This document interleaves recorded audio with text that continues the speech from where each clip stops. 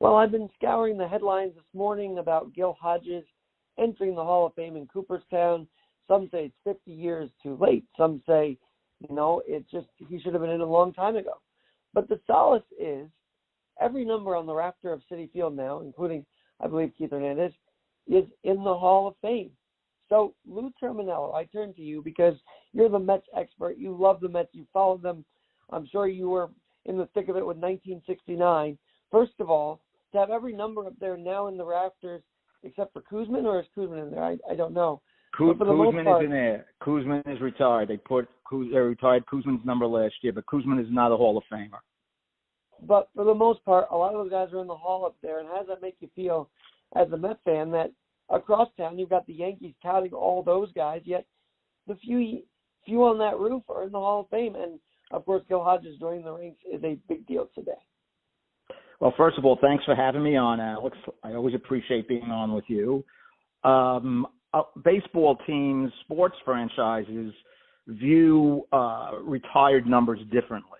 Some teams will say that the player has to achieve something of great significance like the Hall of Fame before they retire a number. Other teams don't. As you say, the Yankees seem to be a little bit more liberal in retiring numbers. In my opinion, probably a little overboard with their number retiring. As a Met fan, I think the Nets have been a little short in retiring numbers. Jerry Koosman's number was retired last year. Keith Hernandez's number was retired a couple of weeks ago.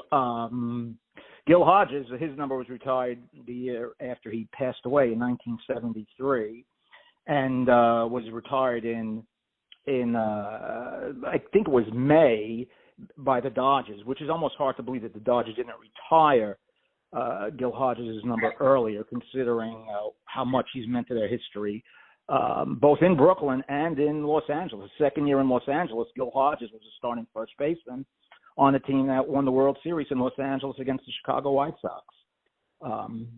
So as far as retired numbers go, each team has a little bit different criteria. You can go either way on that. But without Gil Hodges joining the Mets as manager in 1968, I don't know if the Mets win in 1969. Probably not. He was stern, forceful, fair, took hold of a young team that had a magnificent young pitching staff, and told them in spring training, you guys have a chance to win the division, which even the most diehard Met fan, because they were still in their expansion team era. Expansion teams in the 60s were different than expansion teams now. There was no free agency. You had to pick from a very small pool of talent, so you knew the team was going to be a loser for 5 or 6 years, and hopefully you build up your farm system during that time. And that's what the Mets did.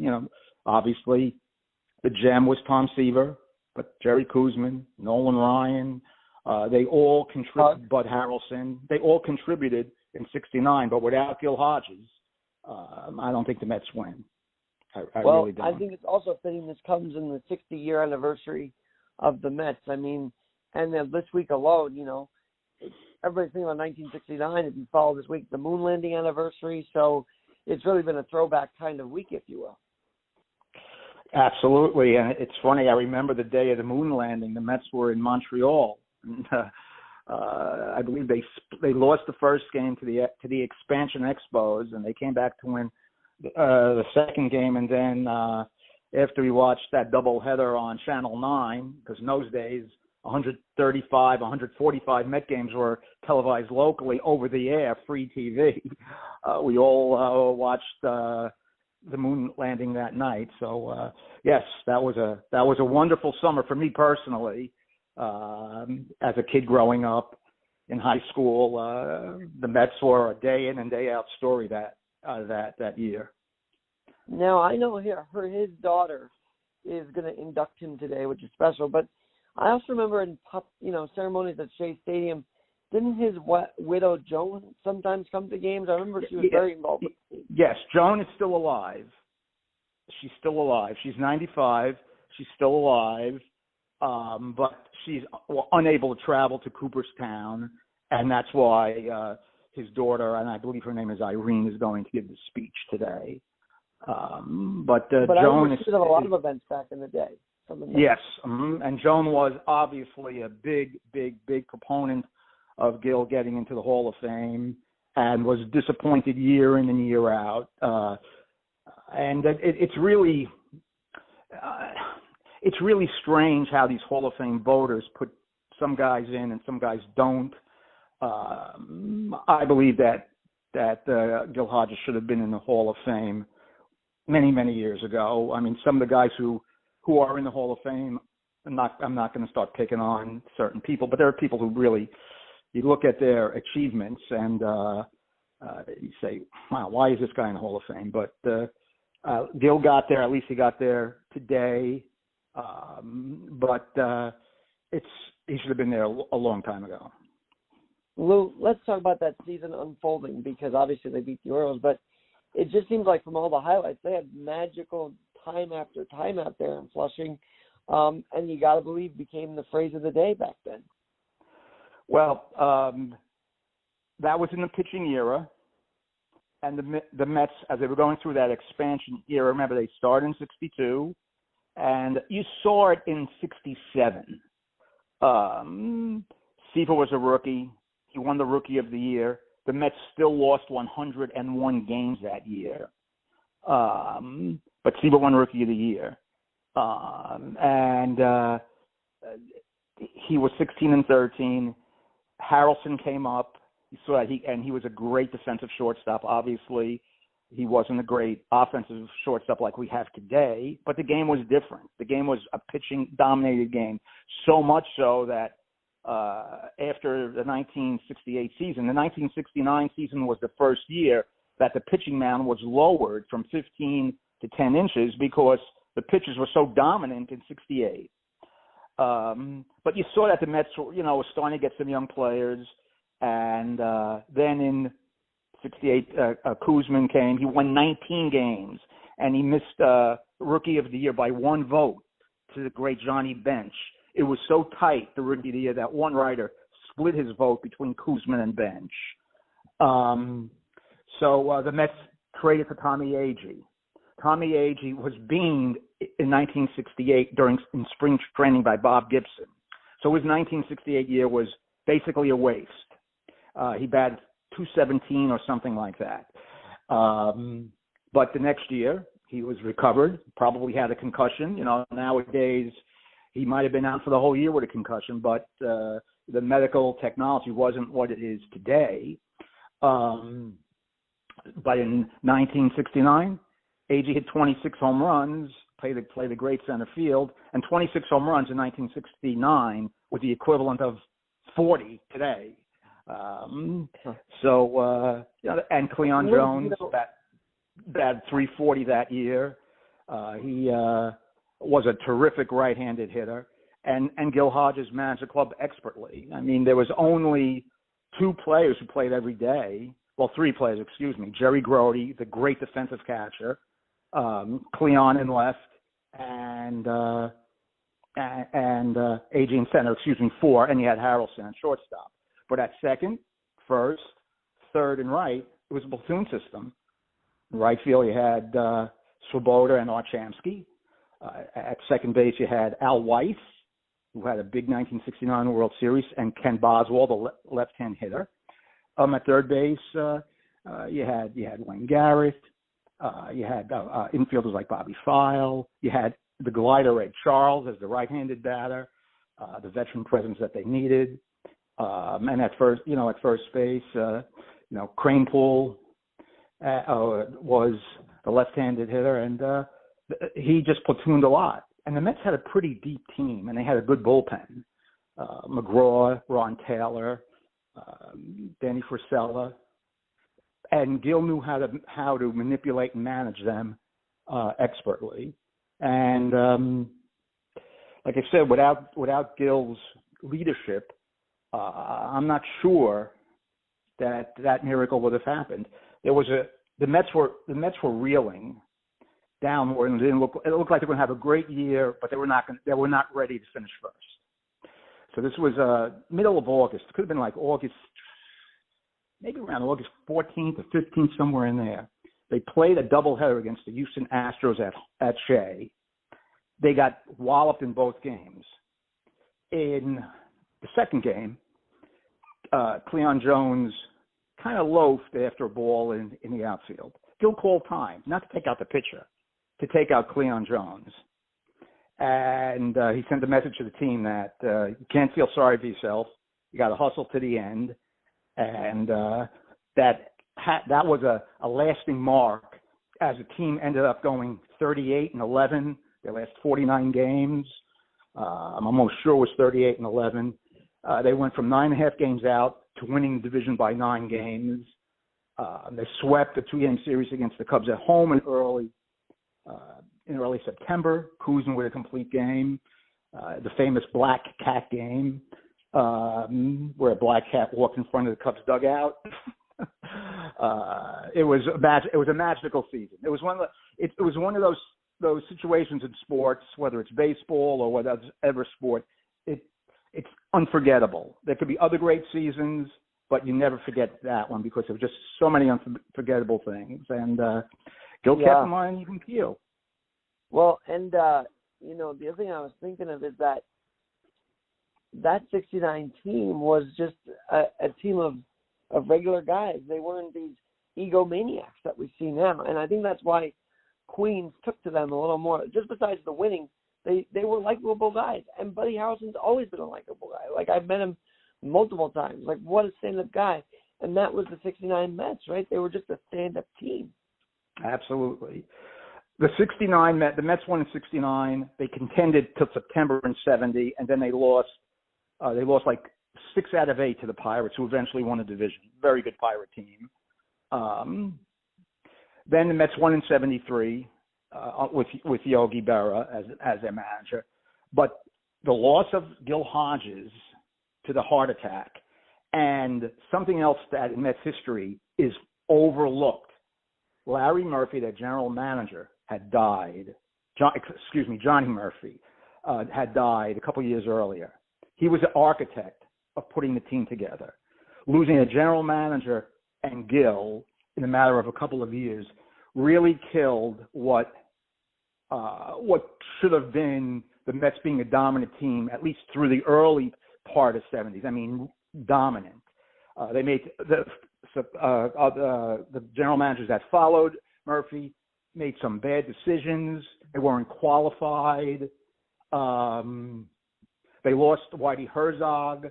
Whitey Herzog was the Mets farm director, and he had other positions in the organization. And when Gil Hodges died, it was just assumed that Whitey Herzog was going to become the manager. He didn't. And they gave it to Yogi, who was a good manager, but Whitey Herzog obviously reached greater heights with the Cardinals and with the Royals. So history might have been different if Murphy and Gil didn't die, but there's a lot of things you could say that about during the course of time. I'm just reading now. He had a tragic heart attack, and I remember the day. Talk to me about that day. There was a player lockout, the first ever player lockout, strike, lockout, whatever you want to call it. It was a work stoppage, and the season was already started. I think it was the first weekend of April, and I think it was Gil and the coaches playing golf in Florida. I think it was they were in West Palm Beach, and he got a heart attack, and he didn't make it. And that was a sad, sad day. And the Mets had a good year. They were 86 and 76 in 72. They'd made a trade during that time when Gil got the heart attack. Gil obviously, I'm not even sure if Gil knew about the trade, but the trade was announced either a couple of days after that Gil died for Rusty Staub, for Ken Singleton, for Mike Jorgensen, and Tim Foley. And Rusty was a terrific Met. The Mets got off to a great start under Yogi in 72, but I remember in those days, if you didn't finish first in your division, you didn't make the playoffs. It was that was a very, looking back, that was a very, what should I say, a telltale time in Mets history.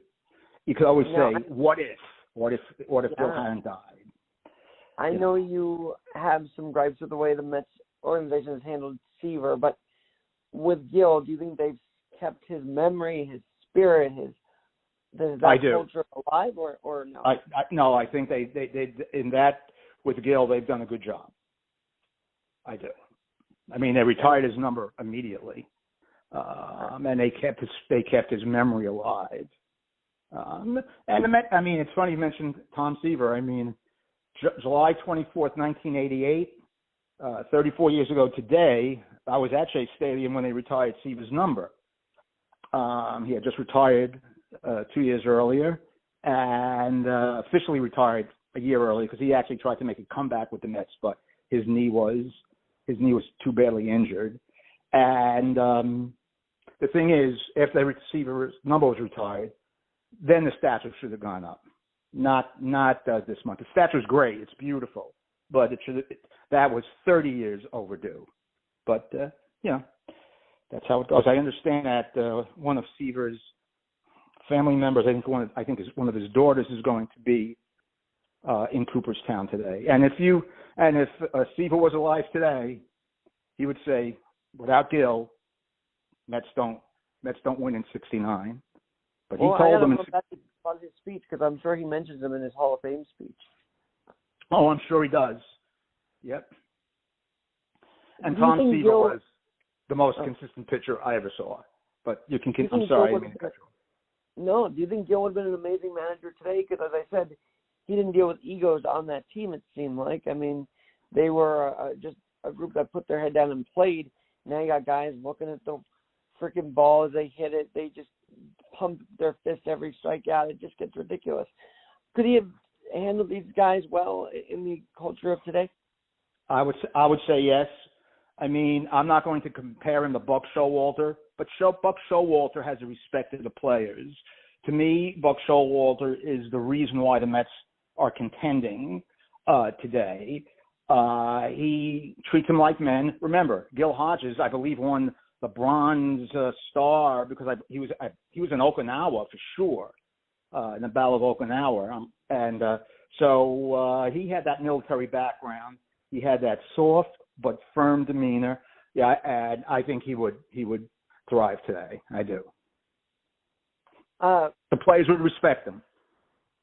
What role? Because I keep thinking of Tug McGraw because he was a big part of that, and of course he went to Philly after, but. I mean, he was just another solid piece, and I'm sure he would say the same thing about Bill today. But talk about Tug for a minute, because he was a real big part of that era there. Yeah, now, it's funny, you talk about the difference between the way baseball is played nowadays than it was 50 years ago. Take a look at the 1969 World Series. Tug McGraw didn't pitch one inning in the 1969 World Series. He pitched in the NL Championship Series against the Braves, which the Mets swept. But game one, Seaver pitched in the first 7 innings. He lost. He pitched in the first 7 innings. Game two, Kuzman went 8 2/3 innings of 2-hit ball, and Ron Taylor got the third out of the 9th inning of a 2-1 Mets win. Game three. Game three, the Mets won, and it was a combination of Gary Gentry, and the last 2 2/3 innings was pitched by Nolan Ryan. I got to say, Game 4, Seaver pitches a 10-inning complete game. Game 5, Kuzman pitches a complete game, and the Mets winning 4-1. So the games were different. Then in '73. When McGraw had even established himself more as the bullpen guy, he pitched every day down the stretch. I mean, and I don't mean 1/3 of an inning. He would pitch 2 1/3 inning one day, 1 2/3 innings the next day, 3 innings the next day. He pitched until his arm fell off, and he was remarkable down the stretch of 73. The Mets were beat up in 73. And literally, they beat up Pete Rose. Or they, that's right. They beat up Pete Rose. But in 73, the Mets suffered major injuries. They didn't have a deep team. They didn't have a great offensive team, carried by pitching. Seaver won the Cy Young in 73 again. And if the division wasn't weak, which it was, the Mets wouldn't have gotten a second chance to get back in a race and win the division, and eventually beat a very, very what would be a historically great Cincinnati Reds team by the time their dynasty was over in 77, 78. After they won in 75 and 76, they upset the Reds. They upset the Reds because of pitching. And, let me ask you this. Black Cat game is interesting because I thought the Cubs and Mets were neck and neck in that race at that time. That's correct. At that time, they were neck and neck. And that just shows you how far we are from that because, as you say, with all these divisions now and 3 wild cards, it's just you don't get that kind of thing where you're literally competing for the same division. And I kind of wish I was around to see that because that would be every team, seemed like from the Northeast to sort of Chicago, St. Louis, and then after that was the West. Is that how that went? Or right. Well, the American League and National League went to split the divisions in '69. The American League went more geographical. The National League went more competitive balance with the teams at the time. Atlanta and Cincinnati, which were east of Chicago and St. Louis, were in the West Division of the National League. Chicago and St. Louis, which were in the National League East. So geographically, that was different than the American League, which went right down geographic lines.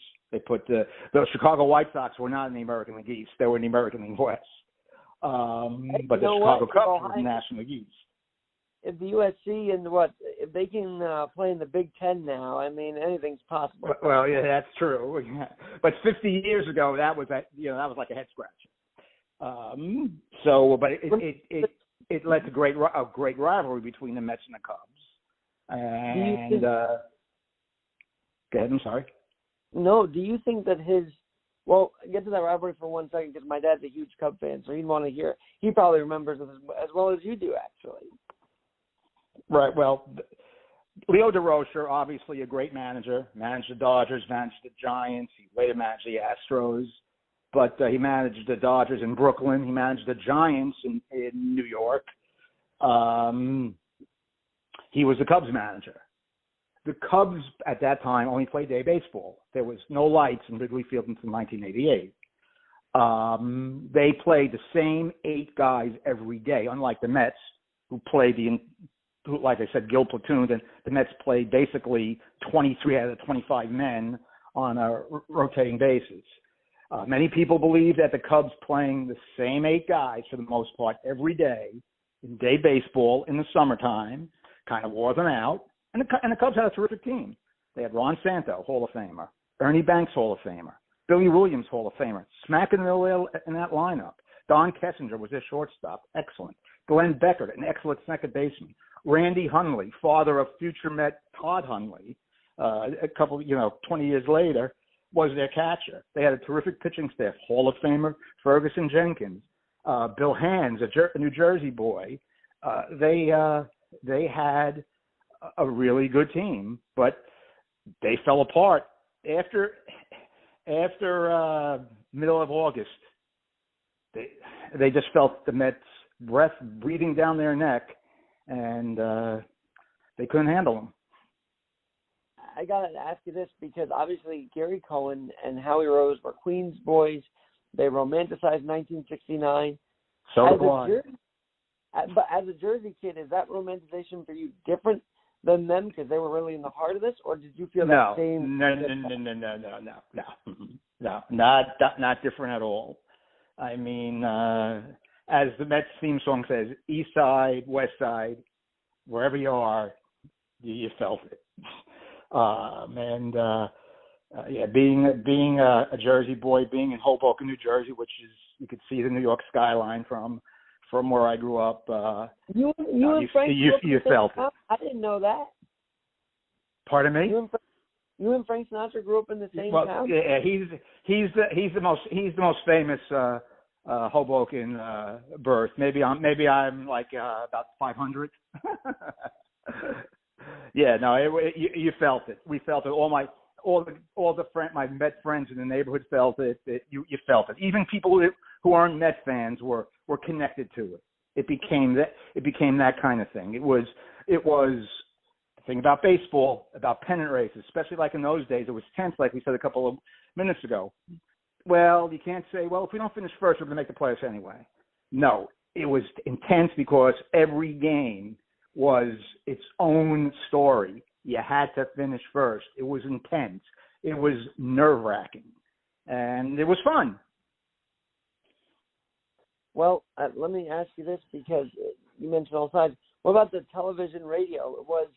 I feel like Bob Murphy and Lindsay were just required listening back in those days. Well, Bob Murphy, Lindsay Nelson, and Ralph Kiner became our pals. Because remember, they did radio and TV. There's no separate crews like you see today. I almost wish they would go back to those days. We'll just say if Nelson started off and did the first 3 innings on Channel 9, he would do the middle 3 innings on radio, and then Murphy would do the final 3. But they rotated throughout the entire game. So I kind of like that scenario better, but I guess, times change. Now some of these teams have 10 different broadcasters. I'm not big on that. About how much money Joe Buck's making. Like, this is crazy. The announcers are glorified. And, that's why I love Gary, Keith, and Ron, because they're just down-to-earth, pals still, in my view. They're still your pals. Yeah, well, they have good chemistry. There's no question about it. Gary, Keith, and Ron have good chemistry. Obviously, Gary, being a Mets fan all his life, he has an emotional connection to the team. And of course, Hernandez and Darling being members of, they should have won more than one championship, and that's a story for another day, because they were that good and they were that much better than everybody else in that period from 84 to 90. They were on the best Mets teams of all time.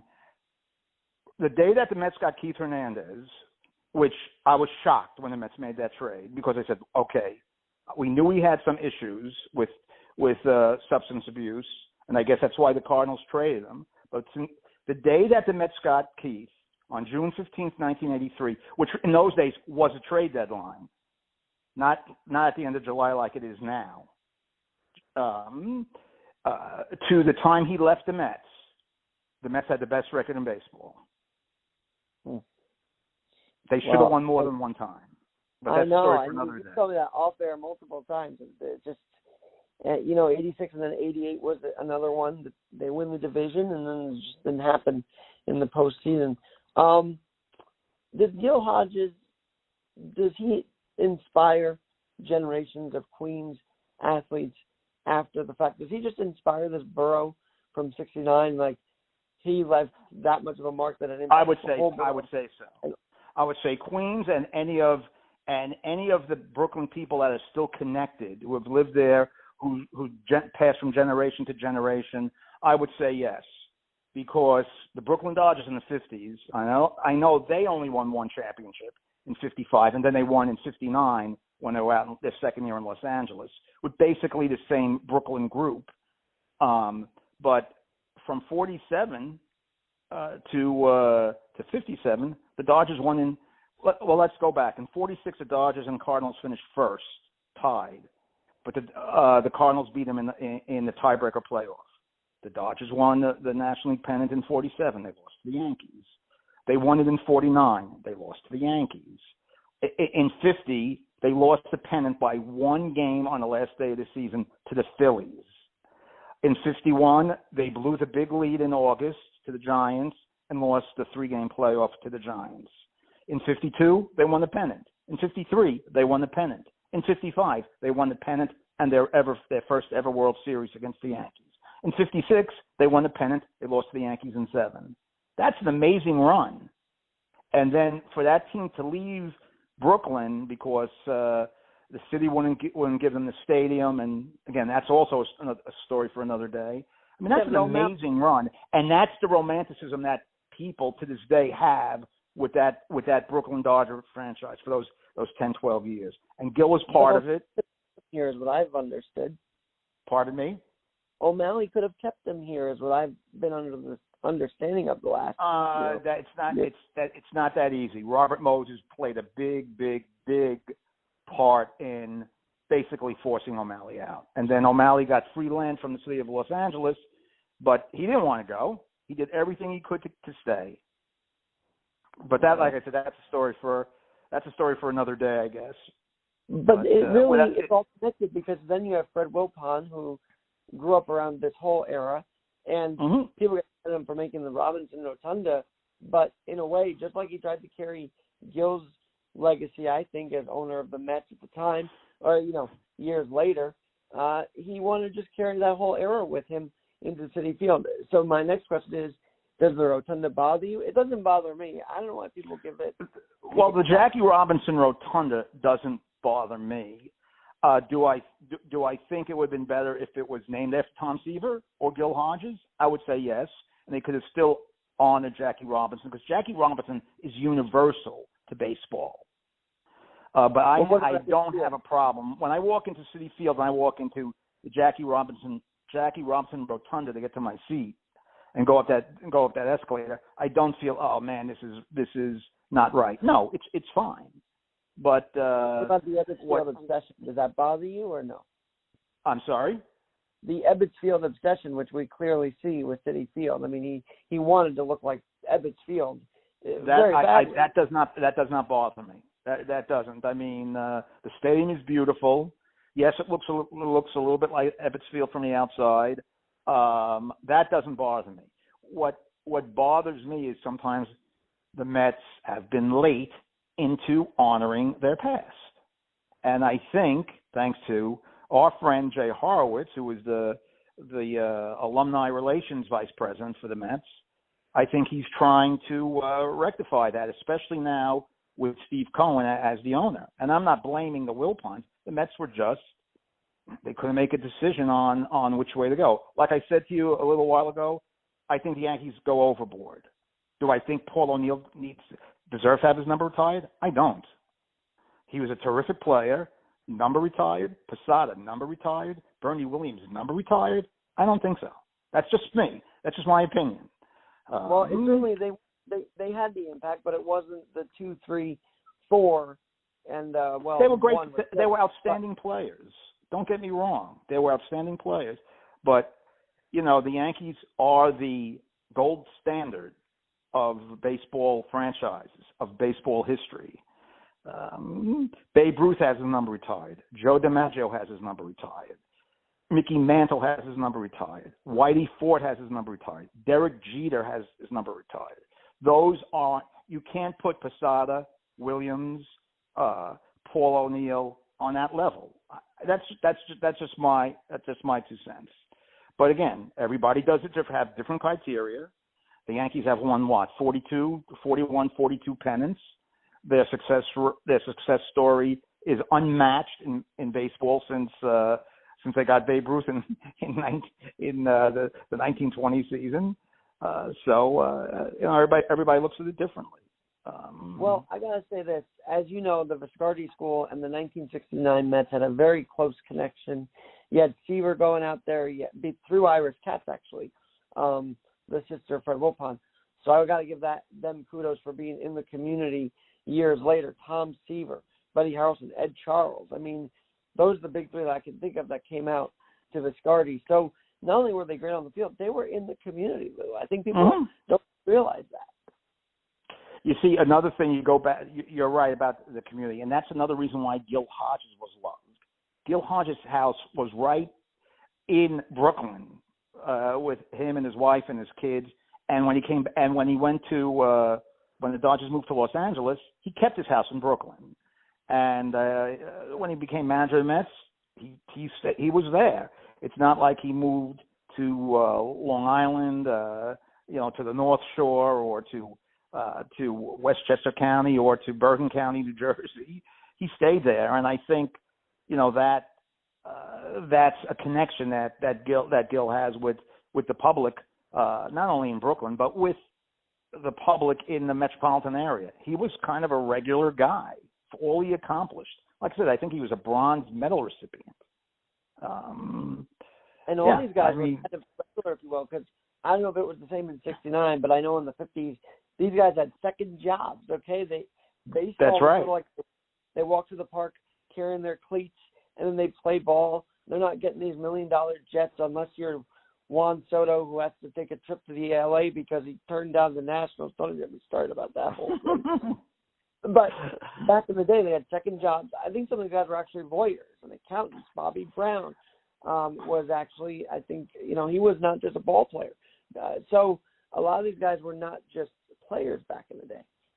No, you're right. I mean, look at one of the greats of that team, Roy Campanella, the catcher, who never got to Los Angeles. A month before spring training was going to start, their first year as the Los Angeles Dodgers, they still trained in Vero Beach, Florida. He had his own liquor store, and he was driving home on an icy January night, got into that terrible car accident, and was paralyzed for the rest of his life.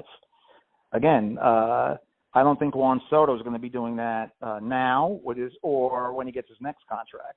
And again, God bless these guys for being in this era and getting as much money as they can. It's pretty bad taste for the Nationals not to charter him to L.A. I think that's just, how do you not do that? I don't care if you turn him down or not. That's just, he turned you down or not. That's just ridiculous. Yeah. And even the A's didn't charter their All-Star. I don't know what that's about. Yeah, the A's didn't, and the Astros said, "Why don't you just jump on our charter and we'll take you." And so niceness of that team I really don't like. Anyway, the Astros, I mean. Anyway, this has been fun, and I hope that people enjoy this walk down memory lane. Now, the last piece to all this was 3 years ago. They do the whole 50th anniversary at Citi Field, and that was just a special day. I don't know if you got to make it or not, but that was. I was not in attendance that night, but I do remember it. And Buddy Harrelson, who is now, his health is declining, but he was there. And they honored Nolan. Oh, that's the other thing. Nolan Ryan becomes the guy after the Mets, and everybody's like, "Why'd you trade him?" And I'm sure people in that era still are wondering why they traded Nolan Ryan. Well, I'm going to be very, very honest with you. Most Mets fans, Ryan was with the Mets 5 years, and he always shown those flashes of brilliance. And when the trade was made, the Mets weren't really that criticized. Like, what are they doing? Even myself, as a Mets fan, and he got traded in the winter of '71, going to the '72 season. So I was a freshman in college, and I said, okay, but it's they got in return.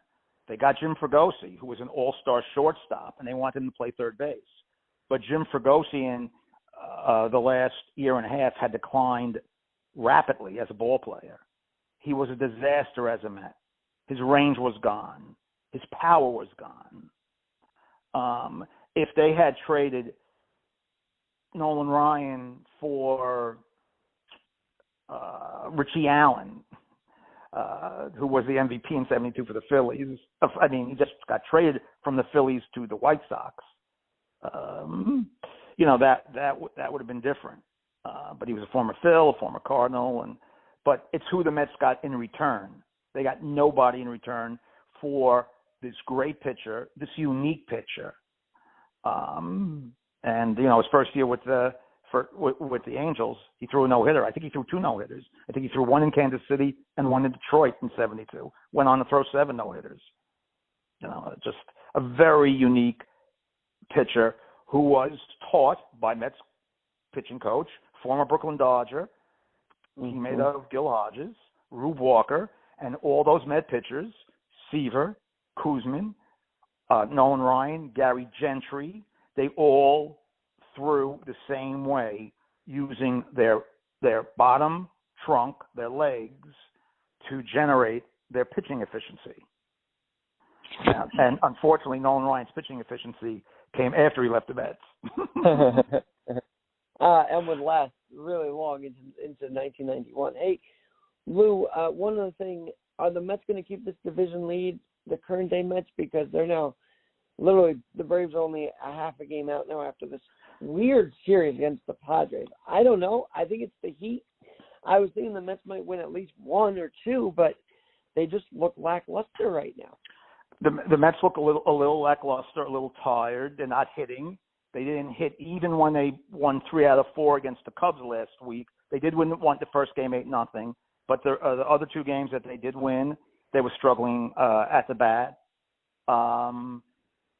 They do look a little tired. I do think you're going to see something in the next 10 days.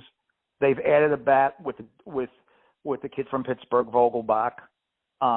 He's just a left-handed hitter. He can't hit lefty, so he'll only play against righties. But Met DH is batting .217 going into last night's game.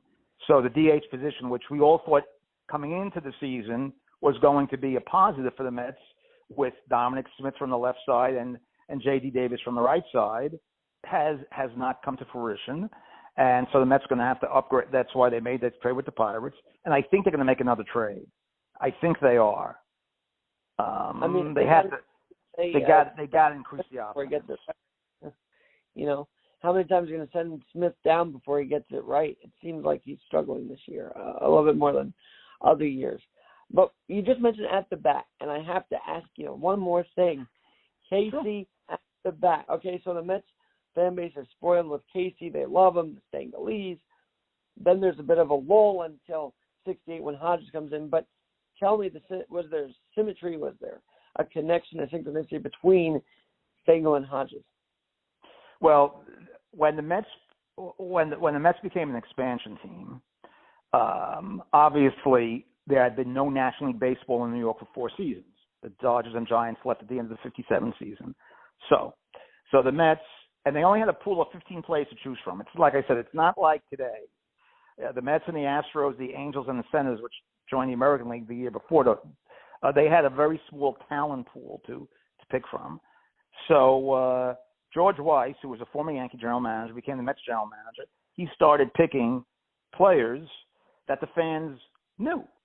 They picked Charlie Neal, former Brooklyn Dodgers second baseman, Gil Hodges, Gene Woodling, former Yankee outfielder. And you go right down the line. Now, Richie Ashburn, who had a very good, the Mets were 40 and 120. Richie Ashburn had a great year for the Mets. But what they did was they brought these players that the fans could recognize, because National League Baseball in New York was king, even though the Yankees were the best team. But because you had those 2 teams, the Dodgers and the Giants, usually battling it out almost every year, for the fans, especially post-World War II, National League Baseball was king. So they brought these guys in, and obviously they didn't play these guys to lose under 20 games. I think they thought, and you could even, some of the players who were on that first team thought that they were going to be pretty good, just because on name only. But name only goes so far, because Father Time stops for no one. And they were all over the hill. I mean, I think they probably thought they were going to win like 65 games. They won 40. Yes, and the manager that they picked was Casey Stengel, who had been let go after the Yankees lost Game 7 to the Pirates on a famous Mazeroski home run. Casey Stengel, the Yankees thought at the age of 70, was too old to manage a team. So they let him go. The Mets picked him up because Casey Stengel was New York. And he was New York. So you say, was there a connection? Is there some kind of symmetry between Casey Stengel and Gil Hodges? I would say yes, because of the golden era of New York baseball from post-World War II through the mid-'60s, until '64, when the Yankees lost to the Cardinals in 7, and then They went on that long drought before they won in 76. They went to the World Series and then won the World Series in 77 and 78. Yeah, I do think there's a connection, symmetry, whatever label you want to put on it. They knew each other a little bit, didn't they, Gil and well, remember, Casey managed in the first year, the first year in the month. Gil was drafted by the Mets in the expansion draft. I believe he got the first hit in Met history on April 11th, 1962, an 11-4 loss to the St. Louis Cardinals in St. Louis. And then I want to say at the end of May of 63, the Washington Senators, another expansion team, came to the Mets and said, we want to make Gil our manager. So Gil went from the playing field right into the dugout to become the Senators manager. And the Mets actually had to make a trade in 67, at the end of the 67 season, when they fired Wes Westrom, who had also had New York ties. He was a New York Giants catcher in the 50s. They had to make a trade. I think they sent $100,000 and the player, and I remember the player well, it was a pitcher by the name of Bill Dennehy, who later became a sports announcer, I believe in Arizona, but I believe he was from around here. It might have been from Connecticut. And $100,000 and Bill Dennehy, because Hodges was still under contract with the Senators. And that's how Hodges became Mets manager in 1968. Mike Vaccaro in today's Post talked about that, and he said that the Senators first asked for $100,000 and Tom Seaver, and the Mets said no. Thank God. Yeah, right. Oh, what a turning point that would have been. All right, yep. Lou, this has been a real treasure, and I said let's do 5 minutes, and we know those conversations aren't always 5 minutes, so thank you. But I got to ask you one more thing. People listening might want to know, how the hell does he have this recall 50 years later? Like, you've got brain health there, Lou. You've got it going. You've got the recall there.